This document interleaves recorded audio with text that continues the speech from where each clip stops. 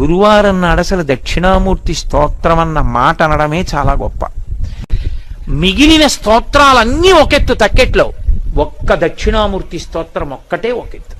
ఈ శ్లోకాల్ని, ఈ స్తోత్రాన్ని, దక్షిణామూర్తి స్తోత్రాన్ని ప్రతిరోజు ఎవరైతే ఈ స్తోత్రాన్ని చదువుకుంటున్నారో, చదవడం చేత కాని వాళ్ళు, చదువుకోవడం వచ్చిన వాళ్ళు చదివితే వింటున్నారో, విని ధ్యానం చేయగలుగుతున్నారో, ధ్యానం చెయ్యలేకపోతే కనీసం పఠిస్తున్నారో, వింటున్నారో, ఇలాంటి వాళ్ళందరికీ కూడా సర్వాత్మత్వమితి స్ఫుటీకృతమిదం, ఆత్మ అనుభవంలోకి రావడమే కాదు, దానితో పాటుగా సమస్త సిద్ధులు కూడా కలుగుతాయి.